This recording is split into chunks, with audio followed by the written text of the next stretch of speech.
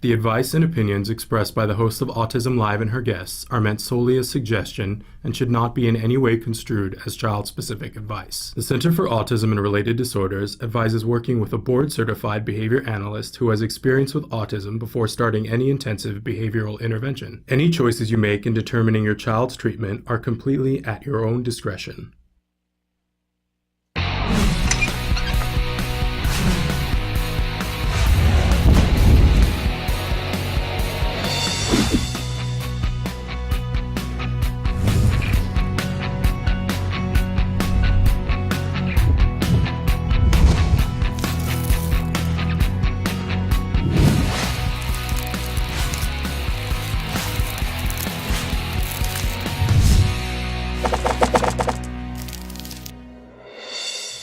Good morning and welcome to Autism Live. I'm Shannon Penrod and we're webcasting to you live from the Center for Autism and Related Disorders headquarters in Tarzana, California.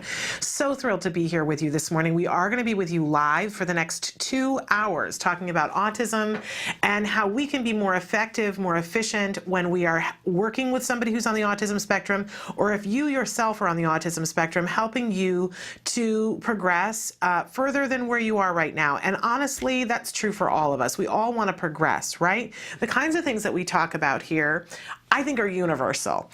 We talk about them under the umbrella of autism and how to be especially effective when dealing with autism, but really the things we talk about are good for all of us. A lot of what we talk about here is ABA, Applied Behavior Analysis, because we know that ABA has been scientifically proven to be effective with all of our kids on the spectrum because it's effective for all of us. For any living, breathing being on the planet, ABA has been shown to be, as Dr. Dorian Grampiche said last week, the most effective teaching tool. So what a wonderful thing. And we have the opportunity to talk about that here, but it certainly is by no means the only thing we talk about here, because we look at autism from a 360-degree perspective. There are the emotions, there's the financial end of things, there's dealing with other people and their misconceptions. There's a lot to talk about, right? And we will talk about as many of those things as we can shoehorn into 2 hours, right? But most especially, we're interested in the kinds of things that you guys want more information about. This entire show is meant to be interactive. We are here to help and support, even if it's just to say, you know what, you're not alone, or if it's to say, hey, here's a resource that you may not have heard about before. So let us know what kinds of things you're interested in hearing about, and please interact. That is the purpose of the show. And we enjoy doing the show, but we never enjoy it more than when you guys are interacting with us. Emily's going to show you some of the different ways that you have to choose from to interact, while I remind you that if you want to watch the show live, we are live Eastern Time, United States. We are live from 1 p.m. to 3 p.m. Monday through Friday.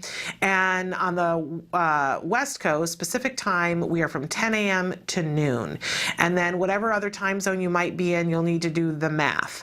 But because we know that we're watched in 103 different countries and all 50 states in the United States. So we appreciate you tuning in. The place to tune in, if you want to watch us live, is www.autism-live.com. When you go there, you see a lovely desktop, and there is a box that says questions that we're answering right now. All you have to do is put your cursor in that spot, type away, hit enter, and it shows up magically right here on my screen. You do not have to log in. There is no credit card. We don't take even your first or last name, so it's completely anonymous. Now, if you're writing us on the live feature and you want us to be able to get back to you, because I have no way of getting back to you, I don't know who you are, literally. But if you want us to know who you are and want to put an email there, you can. And I have a way of weeding that information out before I make it public to everybody else. So we do have that plan in place. So otherwise, though, we don't know who you are. And like I said, it's totally free. All the different ways that you can view us and all the different ways that you can interact with us are totally free. That's something that's really important to me and to a lot of people here because, as I always like to tell you at the start of the show, I am not an autism expert. Oh, Nothing could be further from the truth. However, I am a parent of a young man. I started to say little boy. I can't say that anymore. He was diagnosed with autism at the age of 2.5. He is now 9.5 and doing really wonderfully because we had the benefit of early intervention. Let's be honest. I'm a really, really lucky person. And I know that. And part of the reason why I'm here is to pay that forward. See, I'm already going to get weepy today. I want to pay that forward and help to hook you up in whatever way I can to whatever information, resources, whether it's a funding source or somebody who's going to help to diagnose your child. I want to save you time and money and help you to further your conversation. All of our kids are different. All of our kids are different, and we need to respect that about them, but I appreciate the journey that you're all on. I'm still on that journey and have been, as I said, for 7 years, but with such wonderful, wonderful progress that I have no right to complain ever, ever, ever, ever. That doesn't mean I don't. But so I want to be your good-natured librarian here. You know, the good-natured librarian, you come to the desk and you say, I'm looking for information about this. And sometimes you get the really crabby librarian who says, well, you know, go look it up over there. But then there's the librarian who's so excited about what you want to know about. And she hasn't read every book in the library, but she knows how to maneuver the library and is a little hooked up with the library. And she wants to know what you found out once you read the book and wants to know if it's a good book. I'm like that librarian. That's who I want to be anyway. Sometimes sometimes I'm crabby too, but not with you guys, hopefully. And if I ever am, just smack me, because I don't mean to be. I'm excited about what you guys bring to the table. So let's interact and have a wonderful show. And anytime we have a guest on the show, please feel free. And if you're watching some of the taped versions of the show that are out there, whether it's on Blip or YouTube, or you're watching us on the Autism Speaks network, I want you to know that you can still interact. We keep in contact with everybody on the show. We have their contact information. So if you saw Julie Matthews on the show yesterday and you say, man, I wished I'd been watching it live, I would have asked this question, don't hesitate. Email us. And some of you did last night with some other questions that some of them were for Julie and some of them we're going to ferry out to our other experts.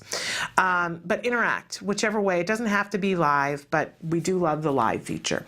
Okay, we like to start every morning with something we fondly refer to as the jargon of the day. Yes, the jargon du jour. This is when we take one word, one phrase, one acronym, and try to demystify it.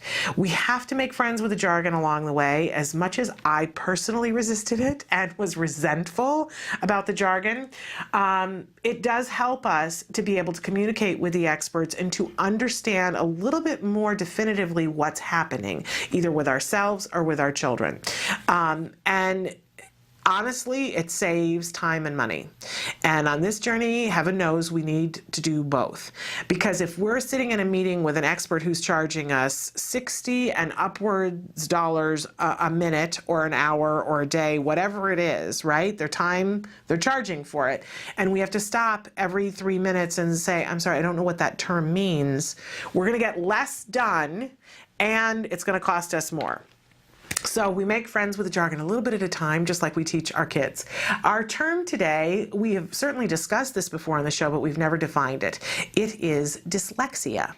And so first we like to give you an actual definition. So let's take a look. Dyslexia is a broad term defining an often familial learning disability that impairs a person's fluency or comprehension accuracy in being able to read. I will be honest with you that I'm a former teacher and certainly have worked with students who have dyslexia, and I was not aware until I was looking up the definition is that there is a familial component to this, that often there'll be more than one person in the family who will have dyslexia. Did not know that. Let's take a look at what our working definition is, a little less exact, but we're trying to put it in a context that we can understand for our kids. It's a learning disability that involves impairment in reading skills. And one of the things things that I found out in researching this is that it is a whole umbrella, that there's different types of dyslexia that affect different skills with different people, and that this is something that is often comorbid with autism. Did not know that either. And so when it's comorbid, it's something, it is its own learning disability, but that a lot of times our kids on the autism spectrum will qualify for a dyslexia diagnosis. Did not know that. What I do know as a former teacher is that there is so much that can be done to help an individual with dyslexia to be able to overcome the disabling aspects of the disorder, to be able to read. Lots of different things, but there are different things for each of our children. What does this sound like? It sounds a little like when we're treating autism. Our kids are all different, and their ability to approach this difficult task will be hampered in different ways, right? But the main point is that there's hope, and that if you see that your child, if you have a child who is on the autism spectrum and they are having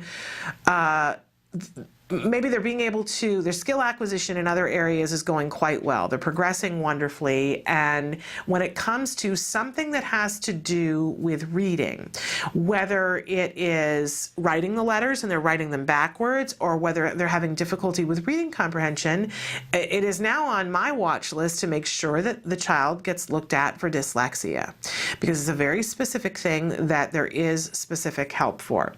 But again, it's specific, but there's a spectrum. So we want to make sure that we don't just second guess, right?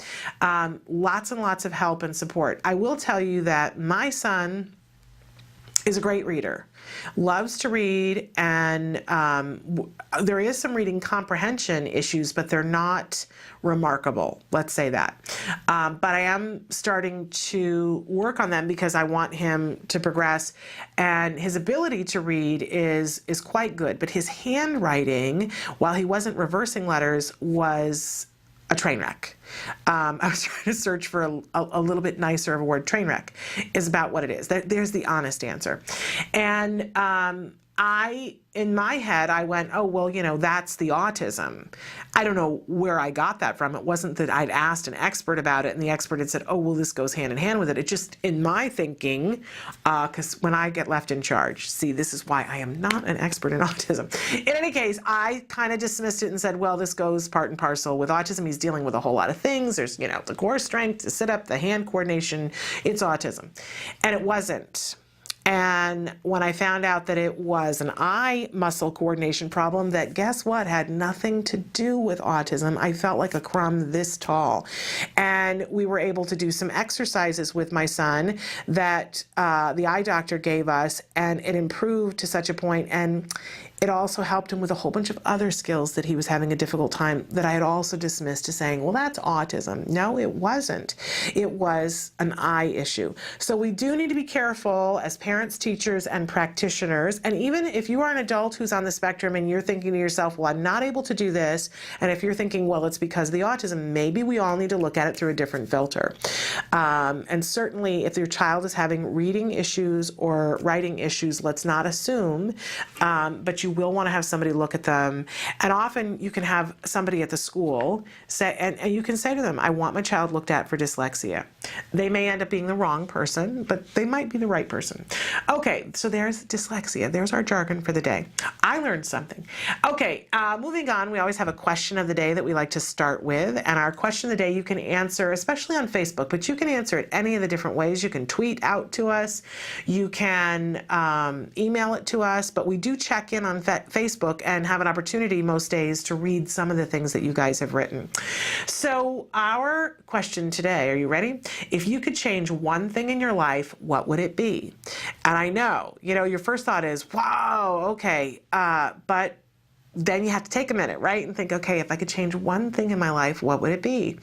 And quite honestly, I remember when somebody asked me this question. It was when we were starting our parent training for ABA therapy for our child. And we'd been waiting for a while to start that training. And my husband and I, you want to talk about a logistical nightmare. We had to find somebody who could babysit our child so that we could take a 16-week class together. And I don't know about your life, but my life didn't support that. It would be hard now. to make 16 hours worth of babysitting. Oh my goodness. And my husband and I in the same place for 16 hours. But we made it work because sometimes you just have to, right? And thanks to a really good friend, we made it work. We went to the first meeting and they said, and they were just talking about our child's behavior. And they said, if there were 5 behaviors that you could change, what would they be? And I love those kinds of questions because it's those positive assumptive. It means that for this moment in time, sky's the limit. If I could change anything, and I don't have to think about, well, but that's not possible. I don't have to think about that. I get to dream for a second, and often you find out that the thing that you want to change, it is possible to change it. And I remember my husband and I were making this list, and I was so excited about making the list. And ultimately, what we changed was what we said we wanted to change, and what they helped us to change was how and when my child went to sleep. And can I tell you the difference that it made in our lives? For those of you who are having sleep issues, air hug, because I was so underslept. There were other things that I wanted to take care of too. I couldn't even get to them because I had not had enough sleep. But it was 4 days. I always say under a week. It really was. It was 4 days. Within 4 days, they had my child going to sleep before 9 p.m. at night, where that had not 3 o'clock in the morning, I'd be driving him around the neighborhood hoping he'd go to sleep in the car seat. So I just think it's so powerful. If you could change one thing, stop and think about it, and don't worry about whether it's possible until you've defined it, and then we'll worry about whether it's possible, okay? So there's our question for the day, and we'll check in with you guys. I can't wait to see what you guys have written in, because our entire topic of the week this week is problem solving. So once we know what it is that you want to change, then we can start to think, all right, if there were a way, not saying that there is, but if there were a way we could change this, what would it be?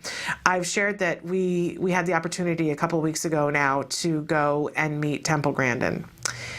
Oh, she was so fabulous. And after the interview was over, Temple sat and talked with me for a while, and she delved into my private life. She started asking me questions about how things in my household work and what was I frustrated with as a mom, and really was asking me this kind of question about, what needs to happen to help me and to help my relationship with my husband and to help my child progress. And at one point, she's giving me advice, really great advice too. And I turned to the crew and I said, okay, is everybody watching this? Temple Grandin is giving me marriage advice. I just want to note that. Has everybody, and then I said it again, and she leaned forward and she looked at me and she said, this is what I do. I solve problems. This is what I do. It doesn't matter what the problem is. I'm very good at solving problems. And she meant it, and she was. And we've started doing things a little bit differently because of some of the advice that Temple gave us. And it really inspired me that we need to be asking, all right, what's in our way? And sometimes it's something small and sometimes it's something big, but what would we change? And answering the question, I'm just going to tell on myself, and I say this a lot, but I'm really in a space where I have to start working on it and problem solving on it. I want to feel healthier. I turned 50 last year, and I just see that if I don't get it together now, healthy-wise, I'm going to lose the ability to work out. So I want to feel better. I want to feel healthier. I want to feel younger. Otherwise, I'm going to be one of those people that ages in a way that I don't want to. I want my knees to work better. And there's a whole lot of things that I can do to make that happen. So that's what I want to change. But I want to hear from you, and I'm problem solving about that. But I want to hear from you guys. What do you need to change? And we're going to talk a lot about problem solving all week long with all of our experts, and it can be anything from a challenging behavior that your child is engaged in to, as you guys wrote yesterday, how do you fund this journey through autism? How are you going to make it work? How are you going to put food on the table? And when you put it there, how are you going to make sure that it's healthy? We're going to talk about it all. Okay, so some of the different things that we have going on here today, it's Tuesday, so we always have a healthy eating tip for you on Tuesday. And then we have a really wonderful guest who's going to be here talking with us about some funding sources that maybe we haven't heard of before. Tammy Eisenreich, I hope I'm saying her name right, is going to be with us in just a few minutes from iTaalk. This is a fascinating, and you can see their website right there, iTaalk.org, a fascinating organization. I'm thrilled to have Tammy with us. And then in the second hour, Evelyn Gould's going to be with us. It's time for Making Room with Evelyn. And I'm sorry, nobody helps me more in terms of problem solving than Evelyn, because there's always a hurdle in problem solving, right? And sometimes I get stuck at the hurdle because there's an emotional part of the hurdle. And Evelyn's really good at getting all of us, and me included, to see the big picture. So thrilled that we'll be talking with Evelyn Gould later. But first, we're going to take a break, and then we are going to connect with Tammy Eisenreich from iTaalk to hear what she has to say. You won't want to go away, so stick with us.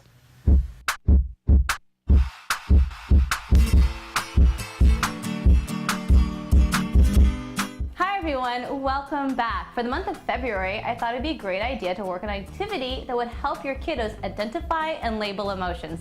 And to help me out today is my good friend, Jamie. Hey, Suzanne. Hey there, Jamie. Hey, how can I help? Well, the way you can help me out is that because you're a sock puppet, you can do things with your face that I cannot do. No way. Totally. The way you can do it is that, you have interchangeable features, which means you can make super exaggerated faces, which makes it easier for kiddos to identify them and to label them. Uh-huh. Hey, I have a favor to ask you. Yeah? Can you help us out and show us some of your faces you can make? Of course. Here we go. Ooh, you look super mad. I was super mad. Can you show us another one? Sure. Ooh, you look super sad. I was super sad.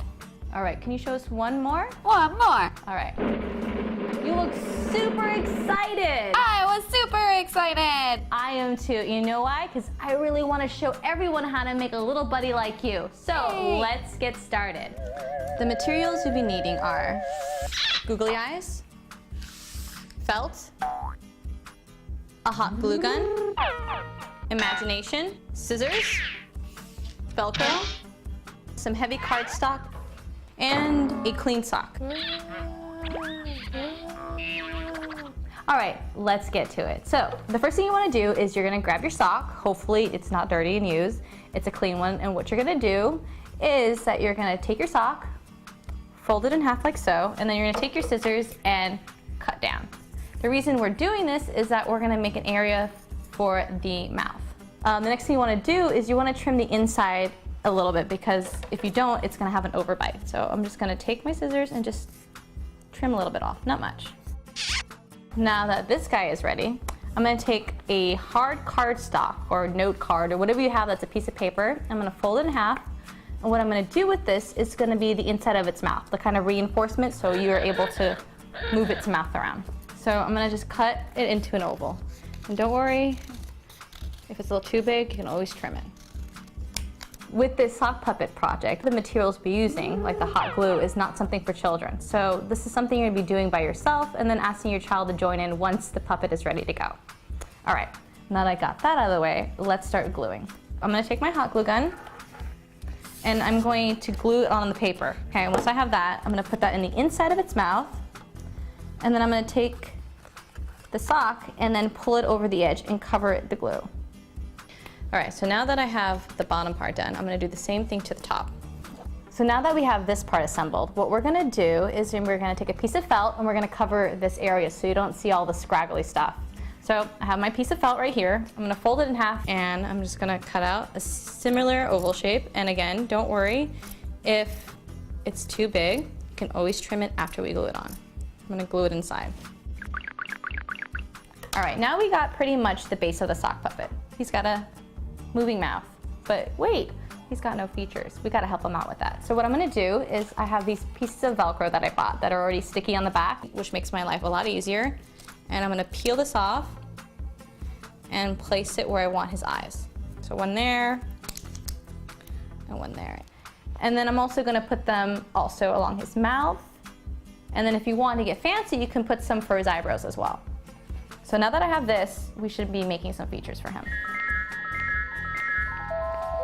I'm alive! Alive!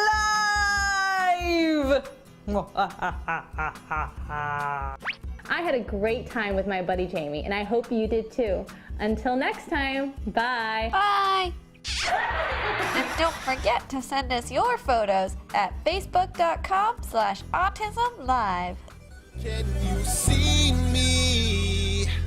Can you see me flying by your side?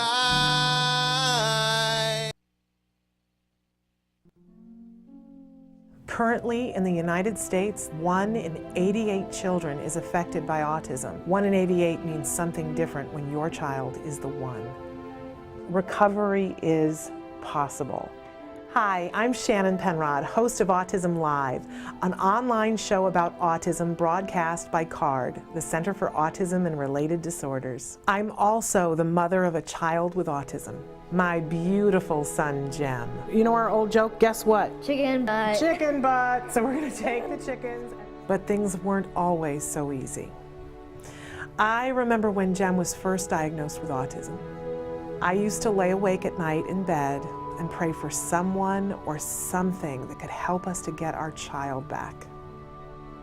My prayers were answered by Dr. Doreen Granpichet and the Center for Autism and Related Disorders. CARD treats autism and other related disorders using the principles of ABA, Applied Behavior Analysis, which is the only scientifically proven effective treatment for autism. It is also recommended by the American Academy of Pediatrics and the U.S. Surgeon General. About a year after we started treatment with CARD, we were able to see tremendous improvement, and we got our child back. What grade are you in? Second. You are a smart cookie, huh? Mm-hmm. Do you like school? Yeah. Do you have any good friends? Yeah. Oscar. Oscar is your best friend? Yeah. And my child is just one of thousands to benefit from CARD ABA therapy. Across the nation and around the world, children are making amazing progress and being given the keys to unlock their full potential. We are extremely grateful for the amazing job CARD has done in helping our daughter. Our daughter today, just in 4 months, I think is a totally different child than when she started with CARD. I kind of see it as, it seems like her brain in a way was asleep, and now that we've gotten so many services, we've seen her wake up. Did you have some glasses? Recovery is possible if you take the right steps, if you're willing to put in all the hard work. And 7.5 years, yeah, it's a lot of work. It's worth every little bit, and CARD's been there with us every step of the way. I have 2 children with autism. I can't imagine a day without CARD or the therapists. They've been so instrumental in helping us with our kids and shaping their lives and helping us help them. Thank you, Christina Big Alex. Thank you, Jackie and Mariana. We've tried other things before ABA, but the most beneficial thing has been ABA services, and I'd be the first person to tell any newly diagnosed family that you have to contact an ABA provider, and if you're lucky enough to have CARD, you're very blessed. Recovery from autism is absolutely a possibility. We've been recovering children for over 20 years. It's just a matter of identifying the child's medical needs, understanding the child's sensory issues, and then teaching the child all of the skills they need in order to function normally. We know there's hope for autism. Autism is treatable, and recovery from autism is possible. Welcome back to Autism Live. I'm Shannon Penrod, and our very special guest right now joining us via Skype is Tammy Eisenreich, and she is the vice president of iTaalk.org. You want to go to their site and check it out. I guarantee you'll want to be there. www.italk2asinthetalk.org. Tammy, thank you for being with us. So thrilled to have you here. Thanks for having me. And I want to start with, what does the iTaalk stand for? It's Interactive Technology Assisting Autistic Little Kids. When we started 2.5 years ago, kids were definitely our mission because both Brooke Olson and I had little boys. So. And so tell us just briefly about what the mission of the organization is. I know it's twofold. Well, 2.5 years ago when we started in mid-2010, the iPad was just starting to come out. And so getting these devices into the hands of children with autism was our goal.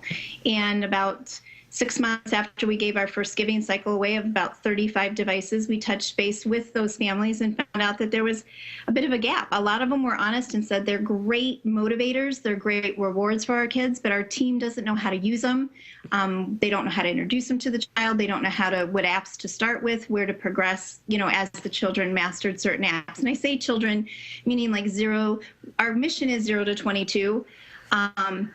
But then as 2011 came and we realized education needed to kind of go with it, we started doing all-day trainings. We started writing grants for working with the school districts. The state support team here in Toledo was one of our first grants that we got to do an all-day training. And it was from 8 a.m. to 4 p.m. It had iCamp for the kids where OTs were working with the kids with iPads. They got to go on little scavenger hunts. They had swimming. They had all this all during the day. The parents were getting their training as well. And sitting right beside a teacher or a professional that was hoping to use the device in their classroom with them too. And we found that team approach, really working with parents and professionals side by side, learning together, it just snowballed. And then we started our Appy Happy in 2012. One month we meet. Each month it has a different topic, from anything from early literacy to fine motor, visual schedules. And we kind of feel the crowd and see what they're looking for. We have people that have followed us for 2.5 years now. Every training we've had, they've been at. So we definitely need to grow as they're growing. And we have a South Florida chapter that started in June, I think it was, of this year. They also have an Appy Happy group that meets down there monthly. They try to get more speakers into theirs because all of our educators are up here for iTaalk. We try to work with other speech pathologists and universities and get speakers in for them as well. So, and where are you based out of, Tammy? Toledo, Ohio. Okay, so Toledo, Ohio, but you have a South Florida chapter, and potentially there could be even more chapters, right? In the future? We would love it. And we looked into the webinar aspect of it where parents could watch them at 3 a.m. if that's what they need, or school district could have, they just got a grant for 20 iPads and they want to know where to start. And so they have their teachers and staff sit down, especially with our first iOS 6, learning the basics of the device, pulling a brand new device out of the box and showing them all the built-in features in the device before the first app's even loaded on it, and giving them the confidence. And then it's not rocket science. Once you get the feel of the device and get some really good search engines going for you of where to find apps, free apps, low cost apps, there's a lot of great resources out there with the social media that's out there. We've seen teachers just blossom. It's just amazing. We have a 60-year-old teacher that was about ready to retire, and the iPad has changed the whole way she looks at teaching her class now. I love it. I absolutely love it. And so just to be clear, though, you still help to give grants for families who need the device, but there's a whole other division where you're doing the education. If somebody already has a device and they don't need a grant, can they participate in the education portion of it, or is it only for people you've given grants to? Nope, it's open up totally free to the public. We usually have at a public library. We've been there for quite a few sessions.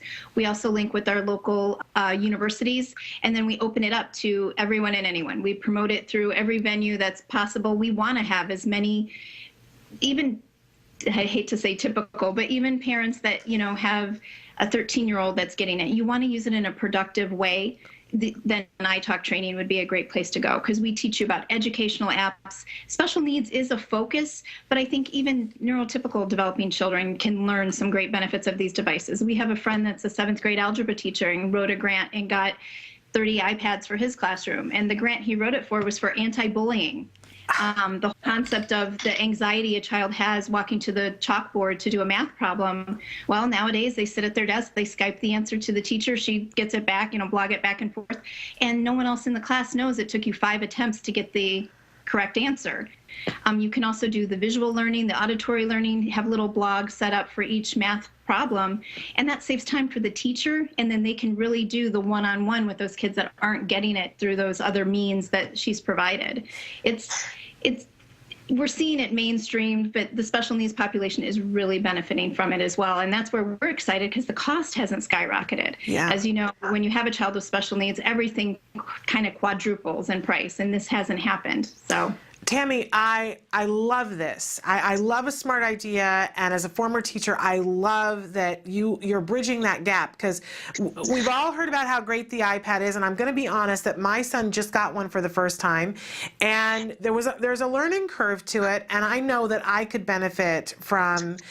We're always talking here about how to be more efficient, more effective, and if you've invested in the tool, why not learn all the different ways that you can maximize the tool? Yeah. It's just brilliant. Okay, so many things I want to ask. First of all, if there are families out there who don't have the benefit yet of the iPad and they're interested in finding out how to get funding to get a grant, what do they do? Can anyone apply, or is it just in your area right now?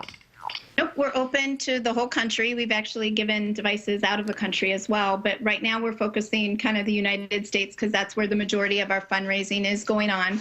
But it's any state. You do have to have an autism diagnosis. Our only two restrictions are you have to have an ASD diagnosis, and we do want a letter of support for the device, meaning a teacher, a speech pathologist, a BCBA, someone that's working with your child that can say, yes, this is an appropriate device for Johnny, and we hope, to incorporate it in his current lesson plan, treatment plan, whatever. But we don't even need to know what apps they're going to use. We don't need those specifics. We just need to know that this is an appropriate device for the child. Okay, and can people apply at any time during the year, or do you have grant phases? How often? What should they do? We have a giving cycle when we get funds. Okay. We are a completely nonprofit organization. None of us take a paycheck. This is all volunteer time that we do. So every penny that comes in goes back out into devices. We have found the education side, a lot of the grants that we're writing for do like the concept of an educational seminar happening either prior to the grant cycle or immediately following. Like we did a 2-day training where we announced it on day one, and we said, if you were here at this training, you're going to have precedence in your grant application, but it's not to discourage other families that maybe weren't able to come. We love it when therapists have had any sort of training. I mean, we realize there are more and more programs available for teachers popping up out there, and so we value that. If you have your speech pathologist or your teacher that has taken that extra time to get some education on iOS devices and what apps to use, that weighs heavy in your favor too as a parent, that your team is going to incorporate this whole program in. Does that make sense? Okay, absolutely does. And I'm guessing that you guys, you have to raise quite a bit of fund to be in a giving cycle. So if somebody wanted to donate to you because they see this and say, wow, this is an amazing organization and I want to give some money, what's the best way for them to do that? On our website, if you go under the Contact Us, our President Brooke Olson is the facilitator of the foundation in the sense of the money that comes through. Primarily, people give to her. You'd contact Brooke at iTaalk.org, and she would facilitate the giving portion part of it. We also, like I said, do many, many grant writing. We're always looking for other organizations that want to collaborate with us and work as a joint effort to get the mission across. Because there's more and more,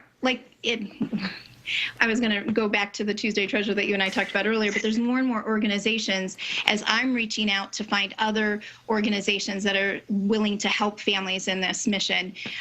They want to collaborate. They were like, oh my gosh, we as well got 30 applications last cycle that we would love to partner with you because we would love the education to go hand in hand with it. And we're always open to that. I mean, that's kind of how the Tuesday Treasures expanded. It was initially trying to find other ways. If we couldn't fund your device right now, we didn't want you to have to wait 3 or 6 months. So what can we do to find another agency or organization that could help you? And I would call them or write them. And before I would send a parent on a goose chase, I wanted to get the facts. And so in talking to them and then hearing what our mission was, I mean, that's the neat thing about the nonprofit world. It seems you want to collaborate. You want to work together. We say you take that dollar and turn it into 4 quarters and everybody gets a little bit to help. It's Love it. so different than the normal business model that's out there. Love it. And you just heard her talk about Tuesday's Treasures. We're going to take a break, and we're going to come back and talk about Tuesday's Treasures, because this is an amazing thing that Tammy does that you're all going to want to check out right now. I promised you that you'd get some funding tips. This is what the Tuesday's Treasures are. So we're going to take a break. Don't go away. More with Tammy Eisenreich from iTaalk.org about raising funds. Stick with us. Dr. Doreen Grand-Pichet is the Dr. Doreen is an expert in autism. Doreen Grand-Pichet. Dr. Grand-Pichet. Dr. Doreen Grand-Pichet. Dr. Doreen Grand-Pichet is a visionary in the field of autism, and now you get to ask her questions every Wednesday at 10 a.m. on Ask Dr. Doreen.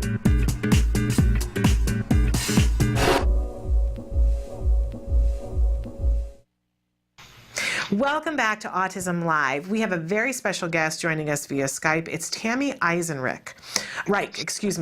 And she is the vice president of iTaalk. It's iTaalk. You can find them at www.italk.org, a wonderful organization that has a twofold mission. One, to give grants to families for technology, iPads, and then the other part is to educate both the people who got the iPads and anyone else who's interested in the education on how to maximize them for educational opportunity. And specifically, these are the iPad grants are for individuals on the autism spectrum. So Tammy, thank you so much for being here. This is great information. I want to know, how did you come to the point where you had some expertise in this area? I know you mentioned that it's really important to you and to your partner to be helping children on the autism spectrum. Give us a reference. Why is that so important to you? Well, we both have 7-year-old boys with autism, different ends of the spectrum, and completely different ends, but both having needs that we both found were very similar paths, same forest, but maybe different parts. And with me, financially, both my husband and I work, but we were still finding it extremely difficult to afford the different autism programming that they had available here. So I got on a grant hunt trying to find funds. And truly, the hospital that we went to, both Brooke Olson and myself went to this program that was 12 months long. It was $30,000 for the year. We got a little grant list from them, and I now know it came from the Dan Marino Foundation, and it had a lot of grants on there for organizations, for summer camps. It had everything under the moon under it. It was like 2 pages long, maybe 60 grants. Not really definitely for the program we were doing, but it was a nice starter list, and I just took it and ran with it, and was able to get pretty much the majority of our funding for the program covered by grants. And then here in Toledo, there's the Lucas County Board of Developmental Disabilities. Our early intervention specialist started referring other families to talk with me about what we did. And before I knew it, our family support specialist approached my husband and I and said, "Wouldn't you like your wife to get paid for what she does?" So for 4 years now, I have been a parent partner for the Lucas County Board of DD, and the whole finding funds is my mission. It started initially with grants, but then we kind of pursued into other fundraising avenues. Grants are great, but there is a point where you cap out on them. Some of them have, you can only apply once in 3 years, or you can only apply once in your lifetime. And we found that there were other ways to raise money, like fundraising and just setting up special trusts, needs trusts. Those aren't my specialties, but I was able to go out in the community and find CPAs and lawyers that was their specialty, and I bring them in and do seminars for families and professionals. And so Brooke Olson, her son was nonverbal, and the iPod Touch is what started her mission down this road. And together, that's where the iPads and the grants, she knew how passionate I was about helping families get the devices. And she is very behavior-based and takes the education very seriously, and has got extensive training to make it so she can talk with the professionals as well as talk with a parent that's maybe never even used a smart device before. So together we've kind of collaborated and made this really good package for families, but also professionals feel comfortable coming to us. We do a lot of our trainings at universities, as I mentioned, and it seems that teachers needing to get CEUs for their continuing ed credit that they need, she can talk to both the parent and a professional at the same time and make them both get something out of it. And I help the parents receive the devices. And now we have more and more professionals that are getting a hold of us that want to know how to get the devices as well. We went with individuals because we felt that there was a lot more resources out there for organizations. Now that we're an organization, we have so many Center for Nonprofits and the community foundations that want to help us, and their search engines that'll help us as an organization. Parents don't have that. And that, in my mind, is my long-term goal. I want to have an amazing database resource for families that they can go into and put in their insurance, their income, their address, what they're looking for, and have a list pop up for them like it does for organizations. And there's a lot of agencies that I've talked to. There's Autism Speaks. We've talked with the Autism Society of America as well. I mean, it's definitely a need. We need, I hate the one-stop shop thought, but there's so many great search engines for organizations. There's nothing out there for parents. And that's how the Tuesday Treasures came about, because we realized we give you the device. It's great. We even help you with the apps. I could talk to you in about 6 weeks, and I bet there's something else that you could probably need help with, whether it's summer programming. I mean, here we are February, and families are already thinking about what they're going to do or how they're going to afford summer programming, respite, biomedical, all the non-traditional therapies, ABA, horseback riding. I mean, there's just so many. And that's the thing. There are great organizations out there that are helping, but you're not going to see a billboard on the side of the street that says apply here for a grant for summer programming. It is word of mouth that spreads a lot of it, the resources. Absolutely. Tammy, I got to say, Tammy, I want to be your new best friend because you're remarkable, and what you guys are doing is remarkable. And I want to share with everybody what this Tuesday's Treasures is, that you can find it on the iTaalk.org website. And every week you guys give, you highlight another funding source, another possibility, and they're all very different. I know you guys are going through a web change right now, so people have to be patient, but there's a lot to look at here right now. And the one that I'm looking at that's on the top, it says Tuesday's Treasure number 2 of 2013. It's the Puzzling Piece iPad Challenge. And I've never seen anything like this. I got to say, this is very exciting because a lot of this stuff is outside the box, that this organization, it looks like that you have to sell 60 pieces of jewelry and they will give you an iPad. Yep. Amazing. 300 devices to date. Melissa Winters is a mom that has a son with autism as well, and was looking for a way to raise funds to get an iPad for him, for his school, while he was at school. And it's a great organization because not only does it help parents, organizations can do it too. School districts, daycare facilities that want to get iPads. I mean, it's a great opportunity. We've seen, I'm trying to think, we went to Boston and did a training there, and there was a lady that was selling these puzzling piece items. And what she does is she buys them in bulk from the puzzling piece, and then she sells them at autism venue fairs that she goes to, or any type of, expo that she can be at. Right. And that's how she sells her pieces to get iPads for her center. So it's amazing. And then and it continues on. I mean, there's so many different things here. So if somebody is watching the show, I just want to say, here are some opportunities. We asked yesterday, Tammy, for you to know, our question of the day was, what is the biggest problem that your family is facing right now? And we opened it up to everybody, and a lot of people wrote back and said funding for autism and finding those resources. And so, and a lot of people want an iPad, and it's something that we all have heard of, the educational benefits. So they want the iPad, they want the education, they can come to you and they can apply for the iPad and get the education. If they've already got the iPad, they can come for education.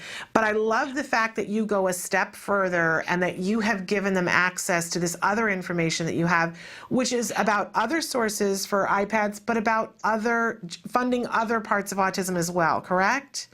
Yes. And it's not always just autism. I mean, we realize we get people coming to us looking for the iPad, but we also realize there's families out there that don't have a diagnosis yet, or they have CP, cerebral palsy, or whatever. We keep that in mind when we're looking at the Tuesday Treasure. I mean, I kind of take into account what email, I call every email that we get or phone call that comes in. That is, because I realize even though you're reaching out to me for an iPad, there's probably another need that maybe I can help with. And if we're not in a giving cycle, I can maybe lead you in a direction that could help. And that's, it could be insurance, it could be other fundraising ideas. There's so many local agencies all over the country. Easter Seals is amazing. Mm-hmm. It's helped many of our families get the apps that maybe can't get the device for you, but then you look into the apps that you're going to need for the. And so they're not always just autism related. I guess that was our, realization on this journey that we were on. Even when you go to a lot of the autism expos, there's families there that have children with sensory integration issues or behavior issues and don't have an autism diagnosis. So that's where we really wanted to kind of cross that line. I mean, yes, autism is what's helping us. And in all honesty, right now, autism is hot. There's a lot of funding opportunities for that. But what about those families that don't have that diagnosis yet? So that's where Tuesday Treasure, we try to keep that in mind as well. We do have a list under resources that is just for other ways to get an iPad covered. And so there are grants and raffles and giveaways and other fundraising ideas listed specifically for getting an iPad. Tuesday Treasure, I keep iPads in mind, but I kind of definitely branch out. I mean, we have a wish granting. I think it's week, 32 or something. There was 40 wish granting organizations that we tapped into, and they came across our path because they gave an iPad to a child. Because not everybody's wish is to go to Disney World or meet the Harlem Globetrotters, Maybe there's a family that if they had this device, they could go out to dinner as a family. And that really opened our eyes to a whole different avenue of funding sources for families. Well, Tammy, I think you're remarkable. I think your organization is remarkable. I know we're scheduling a time with your partner, Brooke Olson, to come on and talk about the education component, because so many of us, I know, as I said, my son just got the iPad and we've been playing with it and we found some amazing apps that are great. And I know that there are a bunch more that I want to hear about, but we're going to talk to Brooke about that and about the educational aspect. But I want to say to you, congratulations and thank you. What a gift you are to our community. And if there's ever anything we can do to help you guys do what you do, please let us know, because you're remarkable. Oh, thank you. Thank you for having us. This is going to help, I'm sure. Well, thank you so much. And again, for people watching, you can go to www.iTaalk.org. Great website. Definitely check out those Tuesdays Treasures. And when you have the opportunity, apply for a grant. What a wonderful thing. Tammy, thank you so much and have a great week. You too. Thanks, Shannon. Bye-bye. I also want to say, what's remarkable to me is that on this journey, this has certainly happened to me, and I know Nancy Alspaugh-Jackson has talked about this, and Tammy also said this, that you have a child and your child gets diagnosed, this is a shift. It wasn't what you had planned, right? But if you commit yourself to the journey, everybody finds their passion on the journey, and nobody's wrong. I have a friend that I refer to as my biomed mom because that was what intrigued her. She asked questions about everything else, but she really delved in, had a passion for the biomed stuff. And clearly, Tammy had a passion for the finding funding, first for her child, then for other people, and it led to a new career for her. And I do want to throw that out to parents who are watching to realize that sometimes I had no intention of hosting a program about autism. I'm just going to be honest about that. But sometimes things happen and you find a whole new world. What a wonderful gift it is to all of us that she got so passionate about the funding and that she has a whole new area of her life that she didn't have before. It really is amazing. We're going to take a break. When we come back, we have our healthy eating tip for the week, so stick with us.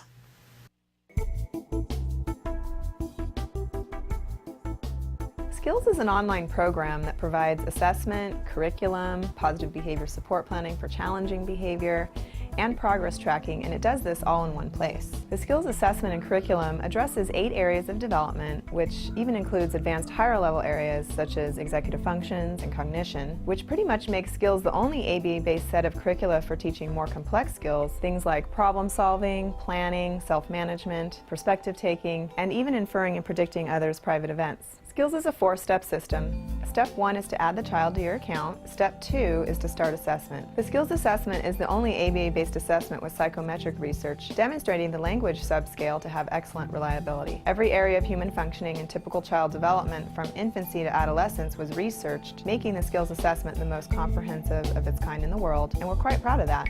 Skills is easy to use. Simply click Start Assessment and begin answering questions. Or simply type in a keyword, find specific activities to assess, and add activities to treatment. Step 3. Choose activities. Once you've completed the assessment, Skills selects from a pool of 4,000 activities categorized by age, level, and skill type to provide you with exactly those activities each child needs. Start by choosing a curriculum, then a lesson, and finally an activity.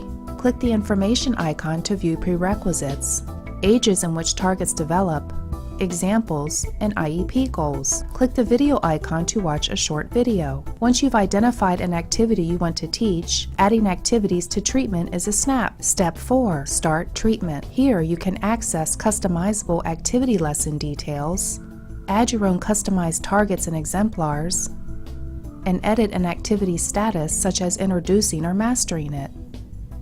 You can even print handouts such as worksheets, tracking forms, visual aids, and other materials. Skills also offers multiple progress charts mapping curriculum progress, lesson progress, and cumulative number of activities and targets mastered over time. The Skills language curriculum is categorized by verbal behavior type so that users can identify progress for verbal operants, such as echoics, mans, tax, and interverbals.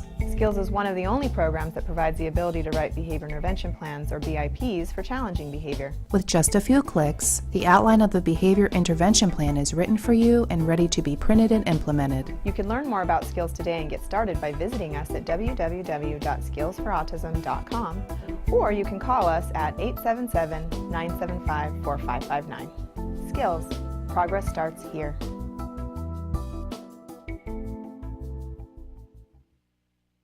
Welcome back to Autism Live. We had said goodbye to Tammy Eisenreich, of iTaalk, and I was waving goodbye to her as we went to our break, and we both realized, she reminded me we didn't even talk about insurance, so I asked her to stay for one more segment because this is important stuff. So Tammy, you've been telling me that it is possible that you have people that you know of, it's not urban myth, for someone to get funding for technology such as an iPad through insurance. This is so news to me, and I know that our viewers want to know about this. Fill us in. Well, that's one of the first questions I ask families is, have you tried to get this covered by insurance? And granted, 2.5 years ago, they would have been like, what are you talking about? But now, especially since this fall, when Apple did the update on their iOS 6 operating system for their devices, they added guided access, which what it is you can go in and lock in an app that's the only app that the child or the person can get into for whatever time until you take the guided access off. So insurance now can see that an iPad or iPhone, iPod Touch can be used as a dedicated communication device. So you can lock in their communication app, that's the only thing they can get to, because that was always the concern with an iPad. It can do too much. You can go to the internet, you can go to all these different apps. So the medical field likes an item to do one thing. A tissue is a tissue, toilet paper is toilet, you only do one thing. And so with iOS, with the guided access now, they can now say they can use that communication app. So what I suggest to families is, you need the iPad, the protective case, and the appropriate apps that you're going to use for it to be a communication device. Or we've also had, and I'd say in the last 3 months, we've had 6 families get their iPad protective case and apps covered by insurance. And you need to think medically when you're applying to insurance. As great as they are educational, that's school district, and insurance isn't going to want to touch that. You need to think medically. And so by taking it to the communication aspect, which we all need to be able to communicate our basic wants and needs. We've also had older children, 19, 20-year-olds that are getting their devices covered for like visual schedules, med monitoring, keeping them on task so they can transition to the workplace. So it does seem there's that gap, that what are we doing with our children that are about ready to age out of a lot of the system programmings that are out there. Now they're finding with these devices, they can do more than be Walmart greeters, or, you know what I mean? And that's the approach that you need to take when you're talking with insurance. And you had said to me how important it is that you use the right verbiage, that when you're dealing with these insurance companies, and sometimes that's a minefield in and of its own. So who do you contact, do you know, with the insurance company, and what do you say? Well, did some research on my own. I have Blue Cross and Blue Shield, so I walked through the minefields there to try to find out what could be covered. And then also here in Ohio with Medicaid, I know a lot of our children end up getting Medicaid coverage, so we wanted to talk with them. And talking with them, I always say you get more with molasses than you do with vinegar. So I always am very nice. You always want to have a team approach when you're doing it. Like, anyone wants to share their knowledge. So if you're calling them saying, you know, my speech pathologist is saying that this would be a great device, my school district's already using them in the classroom with my child, now I need to get this at home so we can transition all those skills over to home too, and kind of take them on. The person that you're calling isn't the one that's making the decision, but they're a great team player to have on your side to maybe help you with the verbiage to use. The medical necessity is the key. I mean, because you're talking insurance, you need to talk about all the medicalness of this device, how it's going to help. It's great that it's going to help your family, but insurance doesn't need to know that. So you focus on maybe the fine motor skills that they're going to be able to work on while they're swiping the screen, and that they can do it, because that's the other thing. Not every child is necessarily capable of using an iPad or iPhone. So you need to show that it is an appropriate medical device for their child. And the verbiage, it does seem to be different from insurance company to, and it shouldn't be, but it is. But there are codes we have found, we listed them on our Tuesday Treasure, but there are ways. You just need to think of it as the augmentative alternative communication device. They've been around for years, the big Dynavoxes, the GoTalks. Those Medicaid is covered, and they're $5,000-$6,000. So you need to work with the approach. If I were to get one of those, how would I go about getting it? And getting your speech pathologist, usually having the OSHA certification behind their name is helpful. My understanding from Blue Cross is what they told me. They really want to know that this is a specialist that's going to be working with your child, and they already know what apps they're going to use. So it's the whole package. You come to them with everything that you're going to need. Tammy, this is such great information, and I know it's going to help a lot of families. So thank you for sticking around for one more segment, and I want to remind everybody, go to iTaalk, www.iTaalk.org, and as she mentioned in the Tuesday's Treasures, you can go there and find out more information about this. But Tammy, thank you so much for all that you're doing and for giving us this information. Can we have you back on the show again? Of course, of course. The more families I can reach, the better. I mean, I would love to come back. Fabulous. So we'll make sure we'll have you back in a couple of months. And in the meantime, we'll have your partner Brooke on the show to talk about the educational aspect of the iPads. Sounds great. Thank you so much. Have a great week. We're really going to let you go this time. Okay, thanks, Shannon. All right. And as we go to break, we're going to show you this week's episode of The A Word, an amazing documentary being made here at the Center for Autism and Related Disorders, following a little boy, Jack Riley, as he continues on his journey and starts early intervention. At this point in the series, he's about 8 months into his early intervention, growing, learning, and notice how he's starting to be as reinforced, if not more reinforced, by people as he is by things. Take a look. This is The A Word.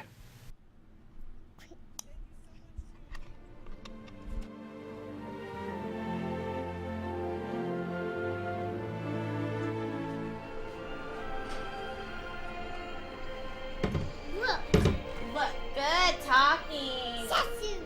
Sassy's the bird, yeah. Independently tacting and joint attention is a big deal. The reason is that tacting is socially reinforced and doesn't have a tangible reinforcer. Look, good talking. Sassy. Unlike manding, where the reward is getting what you're asking for. This is why Jack Riley has been requesting items. He's immediately reinforced. Tacting, on the other hand, is making an observation in your environment and then sharing with others what you experience. So the reward in tacting is the attention and social interaction.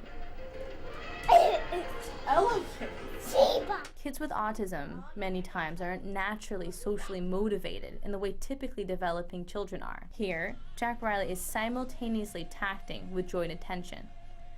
Jack Riley looks at the TV, points, and labels the characters. Then he looks at Jessica to check that she is sharing the experience with him, and then looks back at the TV.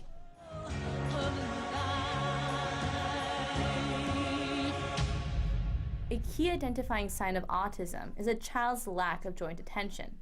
They don't initiate having a joint experience, for example, pointing, or responding to other social cues like following a parent's gaze. The way we encourage tacting behaviors is by first practicing it in a contrived manner, like teaching labels, asking, Well, what is it?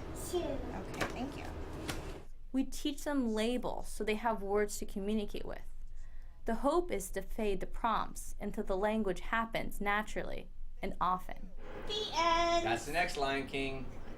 Circle of life. The end. All right. It's over. Yay! Okay. It's all over. It's over, buddy. You want to play? Do you want to play? Say yes. Yes. Good. Do you want to play? Yes. Okay, here. Do you want one fire truck or two? Two. Two. Okay, here you go. Fire trucks. Fire trucks, yeah.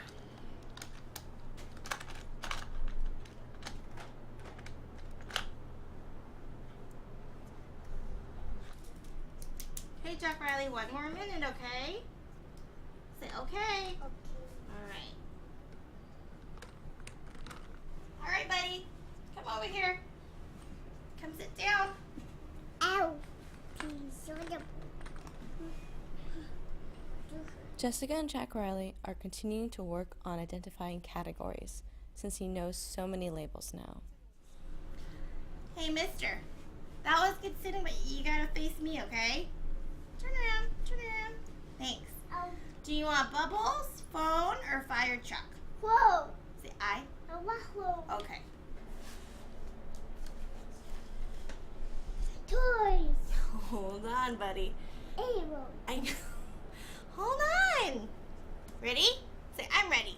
I'm ready. Okay. Give me a vehicle. Vehicle. Good job. What is it? Vehicle. Nice. Good job, kiddo. Hold on, hold on. Ready? Say, I'm ready. I'm ready. Okay. Give me animal. Good job. What is it? Animals. Good job. There you go. Here's another sticker for you. Give me toys. Toys. Nice job. What is it? Toys. Yeah, but what is it? Say toys. No, say toys. Toys. Good. What is it? Toys. There you go, mister. Nice job.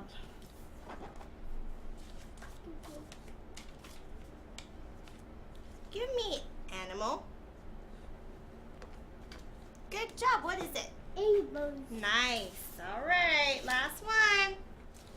Give me, hey, look at me. Look at me. Good job. Give me food. Cat. Nice job. What is it? Apples. No, this one. What's this one? Apples. No. What is this? Food. Food. There we go. All right. Here you go. Buffalo. Yeah. There you go, mister.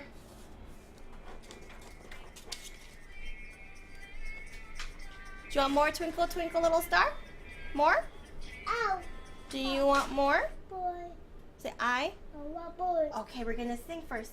Head, shoulders, knees and toes, knees and toes.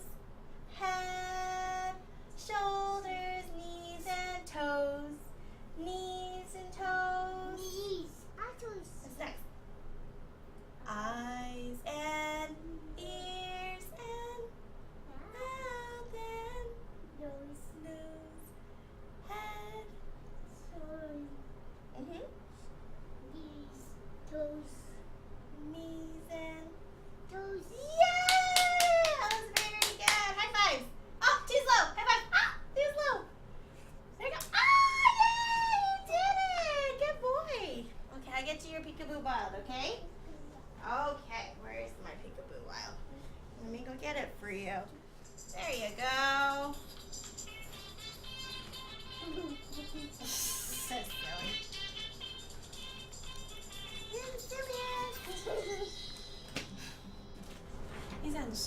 much better. He knows the words now, which is really, really cool.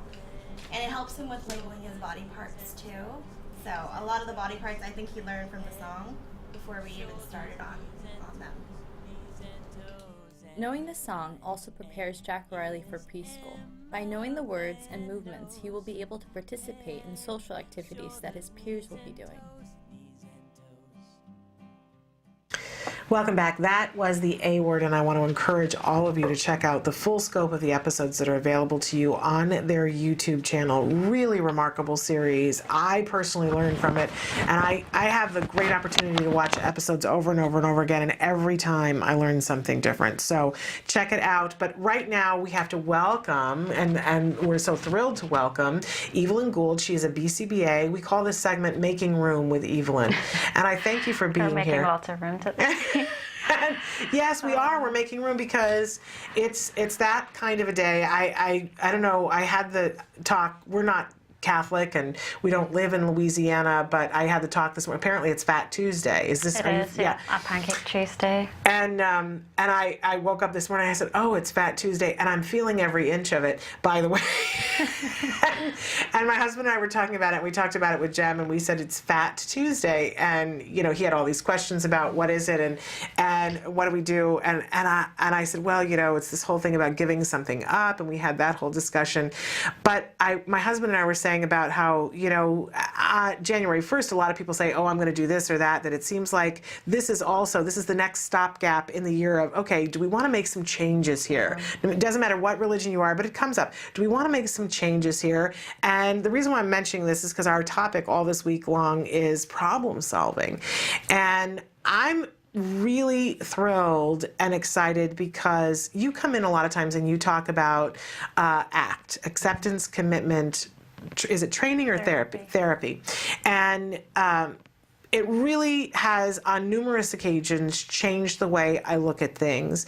And you've been instrumental here at the Center for Autism and Related Disorders in letting other people know about this important type of therapy.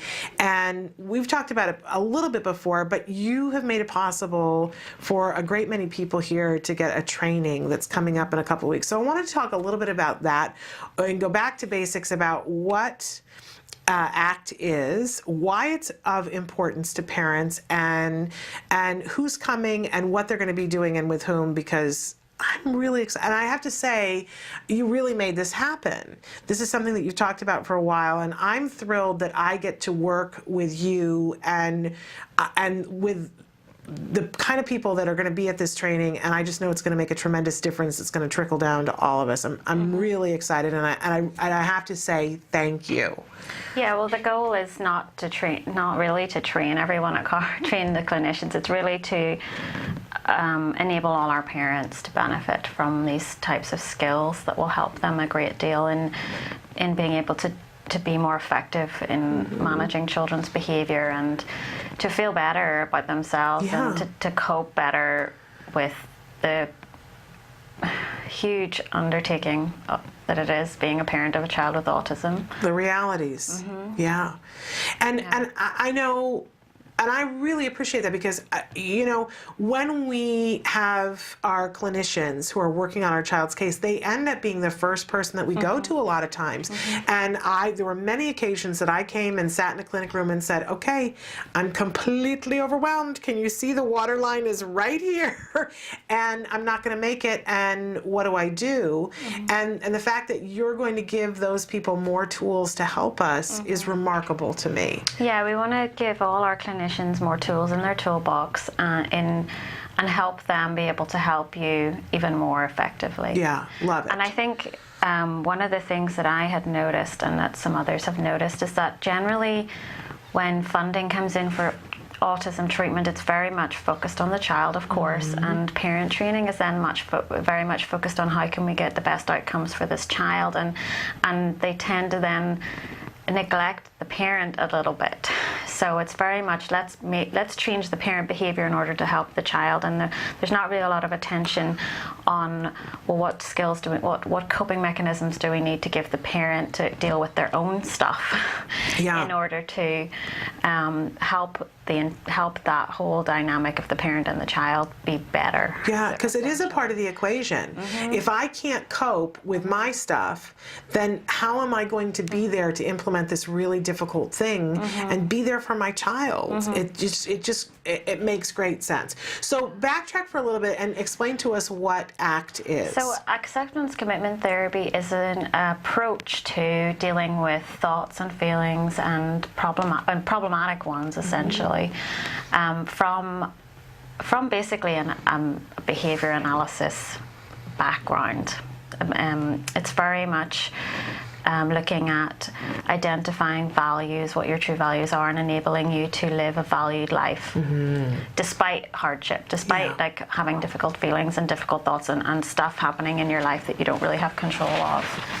And it seems, and correct me if I'm wrong, but it seems like a core part of this is not trying to poo-poo what's happening, not trying to shove it to the side, because so often, I'll say that when I first started having difficulties, and I did, after my child was diagnosed, I was so overwhelmed, and I started having lots of different physical issues, medical issues, and anxiety issues, and my ability to cope was hampered. I'd had no sleep for like 2 years.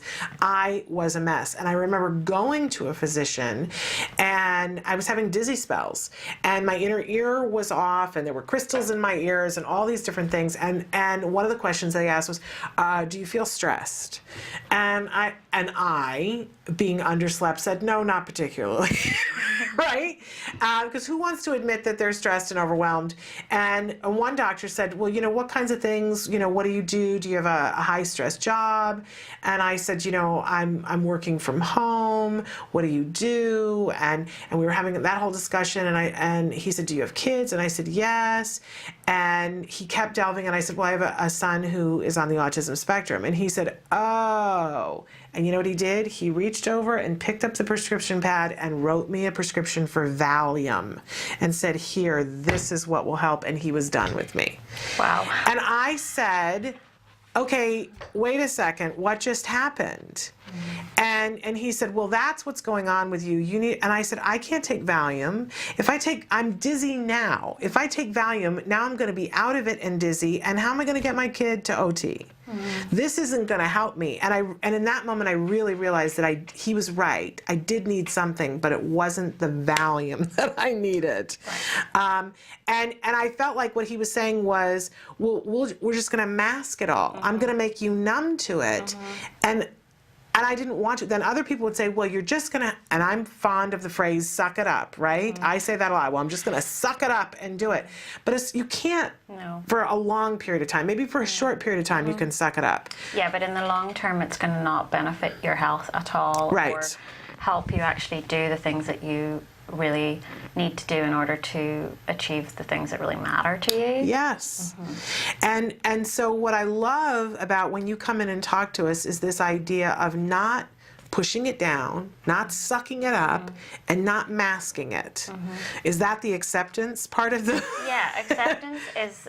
It doesn't mean tolerance. It doesn't mean like fighting against it or giving up or any of those kind of negative associated words, but it just means that you're letting it be and you're letting it be there and making room for it and allowing yourself to have those feelings and thoughts, but in a way that kind of by letting it be there, then you stop struggling with it, and that then allows you to do other things. Like if you imagine that you're trying to squish something down like this, or you're like fighting against something, you're not really able to do anything else other than fighting. Like if you want to stop fighting, you have to stop fighting.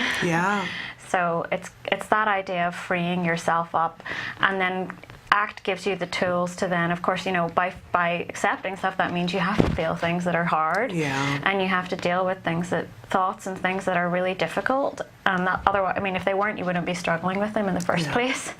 So ACT then gives you some tools to help help you get through that, help you be able to get through feeling things that are hard or thinking things that are hard.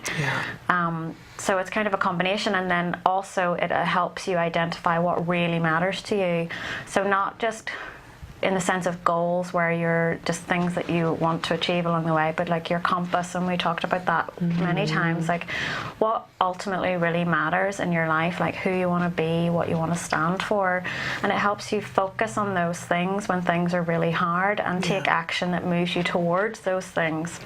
Because usually when we're caught up in struggling with everything that's going on inside of us, it kind of gets foggy and smoggy, and we kind of lose sight of that compass and tend to react to how we're feeling instead. And that doesn't necessarily move us towards that compass. In the short term, it helps us escape feeling uncomfortable or escape the thoughts that we're having, but it doesn't move us towards, doesn't mean that we're behaving effectively and moving us towards who we really want to be or how we really want to be with our child. And how we want to be in life. You know, I do think it's so important for us to be available fully, to be as efficient and as effective as we can be with our children, but we have to be modeling too how we want what we want for them, and we have to find a measure of peace and happiness. And that can be hard, especially in the beginning with autism. It's very hard. I think generally with autism, it always gets worse before it gets better. With every single thing that you're trying to deal with, every behavior that you're trying to deal with, it's going to feel worse before it feels better. So ACT really helps you get through that getting worse period, so that you can continue to be effective in your parenting, knowing that you're ultimately moving towards where you really want to be. It might be very uncomfortable right now, but you'll feel okay about it because you recognize that you're moving towards your values. Does that make sense? It does make sense. We should take a break though, and when we come back, I want to talk about some more phenomenon that come with being an autism parent or being on the autism spectrum, something that I've noticed that I'd love to get your take on. So stick with us. We're going to take a break and come back more with Making Room with Evelyn Gould. Stick with us. You say howdy, we say hi. Let's get rowdy, let's get wild. Let's get wild. Let's get wild. Let's get wild. Let's get wild. Welcome back. You're live on Autism Live, and I've got my friend Jennifer here. I'm so excited she's here to help me. She's got a son named Dylan. I got a son named Jeff. We got all sorts of allergy issues. And a lot of you say, what the heck can we do to eat breakfast that's not full of carbs? And getting my son to eat vegetables. This is a vegetable. So we're going to eat vegetables today. And so what we're making is a zucchini muffin. So let's go ahead and get started. So we just dumped in our zucchinis. You can start with less if you want to graduate your kid to actually eating healthy. We're going to do some eggs. And again, I use the organic cage-free eggs. So there's our eggs. I'm going to add in our oil. Again, I use a high heat oil, and the reason why I use a high heat oil, because when you bake, you want to make sure you're using an oil that doesn't disintegrate, because when oil gets too hot and it's not meant to get hot, it becomes toxic. So you got to be careful with your oils. So there goes our maple syrup, and again, organic maple syrup. What we're going to add next is cinnamon and our baking soda, baking powder to our mix. There's a lot of variations on flours. A lot of our kids are allergic to wheat, so there's a lot of things we can do to make this SCD, specific carbohydrate compliant, or just gluten-free, casein-free, soy-free. And flaxseed meal. Flaxseed meal is a great resource for extra fiber within the kids' diets. We're just going to turn on this fabulous, wonderful KitchenAid, and we're good. It's a great, great looking batter. And what we're going to do is talk a little bit about baking, where almost everything is aluminum, and aluminum can be a problem for some kids, especially kids that can't methylate and take the toxins out with their body. But if you've got, like me, I've got muffin tins, so I have the ability to just simply put in some cupcake holders, and that actually holds that together if I want to freeze it. Hey, nice work. Those look good, but wait till you see them when they're done. So go ahead and pull them out. Here are the fabulous muffins. Now, if you've got a sensory kid that doesn't like vegetables, I can already ice by the zucchini. Remember what I told you earlier. Dissolve that simply by peeling off the green layer, and then it will cook literally translucent. Such a nice golden brown. I love how the texture is. We know that the breakfast can be a challenge. This makes that process a whole lot easier for you and your family. I really appreciate all the feedback. We definitely want to hear from you for our next segment. If you'd like us to cook something or maybe make an old favorite and that's allergy-free, we can do that here on Autism Live. So give us your feedback. You can email us at autismlive@gmail.com. We also have a Facebook page like everybody, facebook.com/autismlive. And also you can reach Taka on the Taka website at Taka Now. We'll see you again soon. Thanks for joining us on Autism Live. Say hi, we say hi. Let's get rowdy, let's get wild. Let's get wild. Welcome back to Autism Live. Our very special guest in the studio with us right now is Evelyn Gould. She is a BCBA, a board-certified behavior analyst who has extensive experience working with children on the autism spectrum. We're so thrilled to have her here. We've been talking about ACT, Acceptance Commitment Therapy, and how it can be of benefit to all of us who are parents, but really a benefit to everyone. Yeah, absolutely. It can help anybody. Absolutely. And I wanted to talk to you a little bit about this phenomenon that I see in myself and that I see in other people who have had something go differently than you planned. I don't want to, there was a time in my life when I referred to, before my son was diagnosed with autism and after, I think I've moved a little bit away from that at this point in the game, but I have friends, whether, something goes differently than you planned, whether it's that somebody is diagnosed with cancer and has to take a break in life and go through chemo and radiation, and everybody tends to have at least one thing like that in a life, right?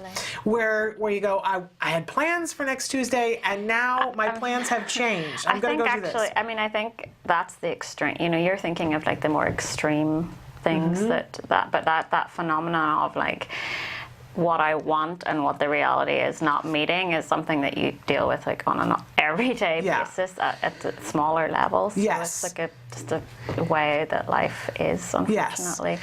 But when you have the bigger things, I've noticed this phenomenon in myself and in other people that it's almost as though, and I was describing it to you during the break, it's almost as if there's an account. And everybody's supposed to have a little bit of this in life, but when there's a big deduction from the account that you've got a big thing to deal with, there is an expectation among some of us that other things should go easier as a result, that it should even things out. And so if you experience cancer and you go through all the things that you have to do, that people are a little bit, should be nicer to you, and that no one should, that you should not have cancer and have somebody ram your car and total your car and drive away. Those things shouldn't happen, right? And for me, it was very difficult after my son was diagnosed with autism that I expected that the world was going to give me a pass on some other things that they didn't, because that's not how it works.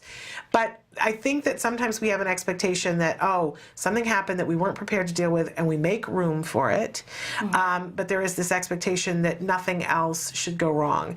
And it's really devastating when something else goes amiss. I've seen this with family members and close friends, that something else happens and they go, really? And I'm thinking in particular about the poor family who in Alabama, that last week they had the child who has an autism spectrum disorder and was taken hostage. And I kept thinking that poor family must be thinking, really? We went through all of this and now this on top of it? How could this be? That it's just extra unfair. But this is part of acceptance, right? Yeah, I'm sitting here thinking, we can talk about how that's just life and things just happen, but that's also just a really hard thing for us to do, because then it feels like you're not in control of anything, and what's the point? If the world is just very random and the odds seem to be very unfair, then it can, that in itself is just very difficult to deal with. Yeah. So you're right in thinking that ACT basically helps you just accept and make room for everything, and then just try to be effective. So rather, it tries to help you untangle yourself from like all these perseverative thoughts about why me, why did this happen, I don't understand why these are happening to me, what, kind of just our tendency is to just focus in on those things very sharply and just ignore anything else that's around us. So we tend to have very tunneled vision, and we just focus on those things, bad things that are happening. And of course, we can't make those bad things necessarily go away. Like, we're not able to problem solve our way out of it the way we might problem solve our way out of something annoying that's happening at work. The only thing we can do is to make room for those things and then try to expand our vision, so to speak, so that we can see other things around us, and then learn how to untangle ourselves and enable ourselves to move towards our values, like we talked about before. And that's the only way to get through that. And that's when we're looking at like people who have survived very, very awful things like the Holocaust or something like that, people who've managed to be resilient and maintain hope throughout those really terrible things. What we notice is that that's what they are able to do. They're able to make room for these things and continue to engage in valued action, we would call it. So continue to take steps that move them towards their values, or to act in certain ways that are in line with their values in terms of who they want to be and what they want to stand for, regardless of what's going on around them.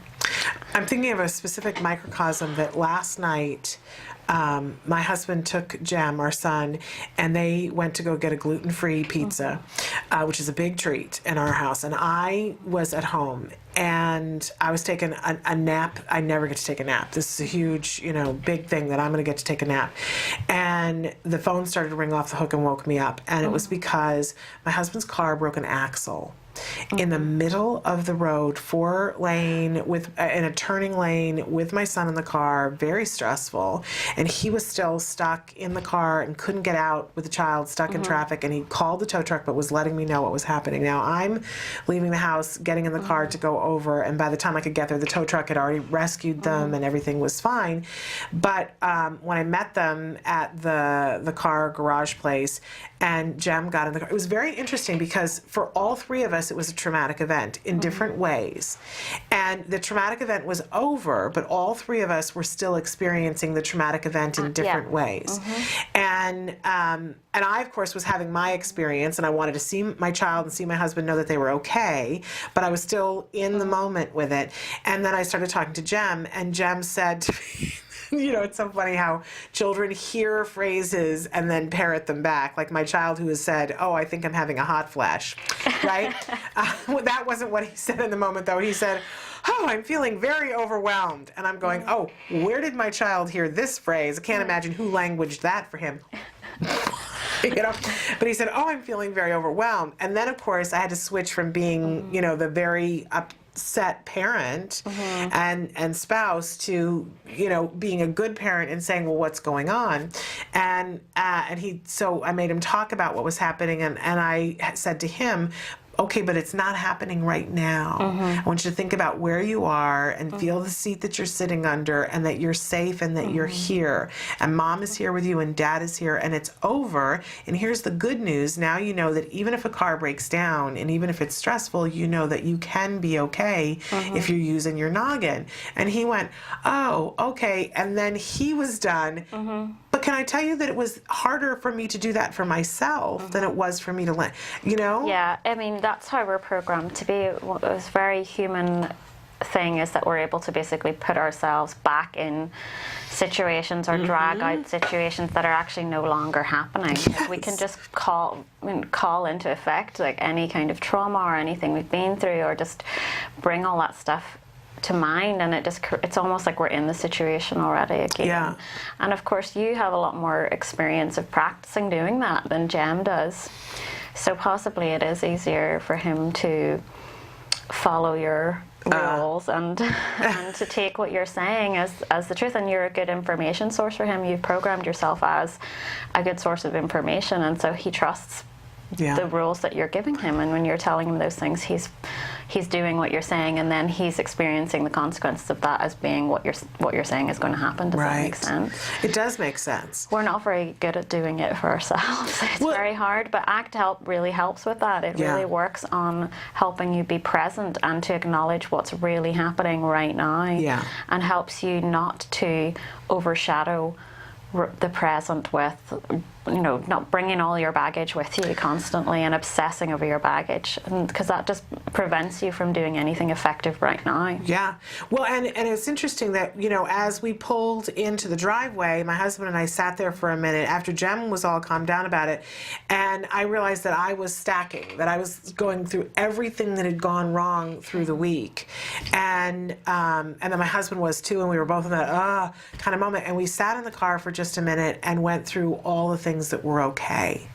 And we took turns saying, you know, all the things that were like that everybody was healthy, that everything was fine, that we were in a safe place, that we still had each other, that you know, and that was when the two of us were able to let it go. But it really, and afterwards I thought about it and thought it was the stepping back that let go of it, of seeing the bigger picture that yes, his axle broke and that it was very frightening, but that we were all okay with, you know, in that big picture. Here was the car with the broken up, but there was a much bigger picture of everybody is okay. Yeah, I mean, essentially, I'm just thinking of, so in ACT, one of the main goals is this idea of flexibility and helping us think flexibly, or psychological flexibility. So it's helping us think flexibly about our situations and our thoughts and react to our thoughts in a flexible way. And we do exactly the same thing with our kids who have very rigid kind of rules about certain situations or things that they come across or things that they have to deal with in their day, and they get very inflexible. And so when we work with them, we're trying really hard to help them be flexible, and that means that they're better able to cope with stuff because they can react to situations in many different ways.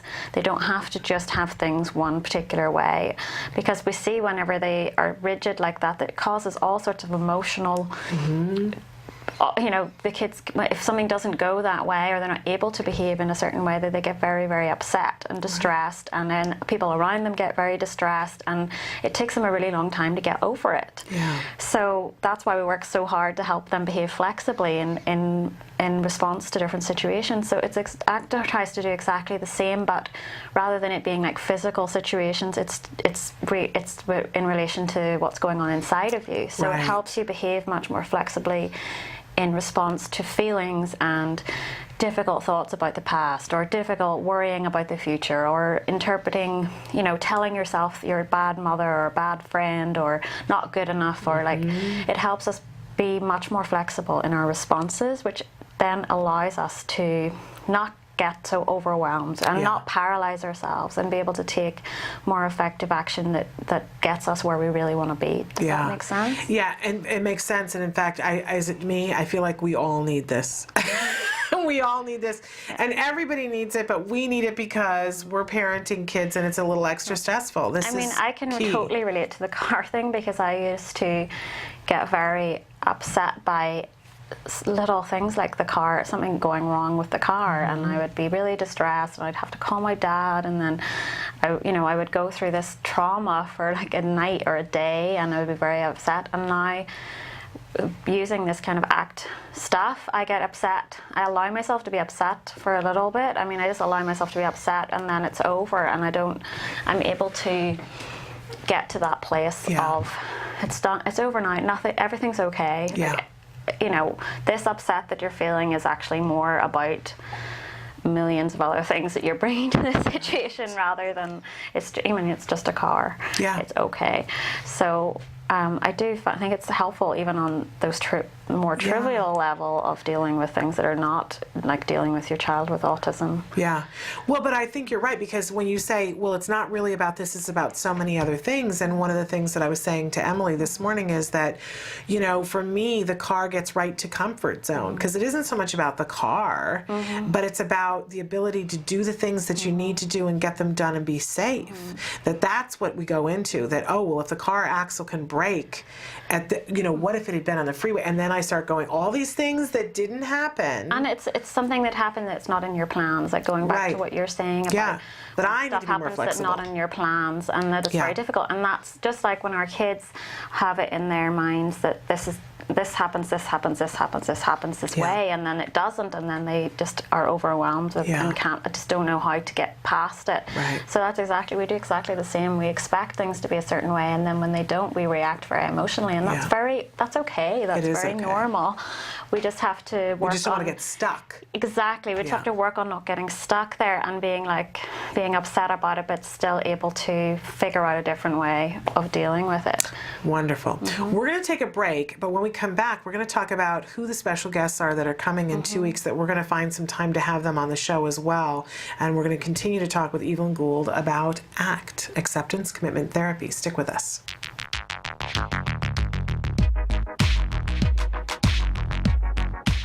Every child with autism deserves a bright future. Without further clarification, the Affordable Care Act could actually result in less benefits for individuals with autism spectrum disorders. We urge Catherine Sebelius to clarify the Affordable Health Care Act. She can make one change, one little minor change, to make applied behavioral analysis be part of the health care plan. By signing this petition, you are protecting the health care benefits of individuals with autism spectrum disorders. We need to make sure that we are heard and seen. Sign the petition at autism-live.com. Here's how you can show your infinite support. Create your own infinity ribbon. What you're gonna do is take a ribbon that's been cut about 8 inches long, and you're gonna grab one end and then twist it, and then take the two ends and join them together, and then tape it together. And then I'm gonna flip it around and take another piece of tape. And what I have is double-sided sticky tape. Squeeze down. You have your very own infinity ribbon. With ABA, the possibilities are infinite. With ABA, the possibilities are infinite. With ABA, the possibilities are infinite. With ABA, the possibilities are infinite. With ABA, the possibilities are infinite. With ABA, the possibilities are infinite.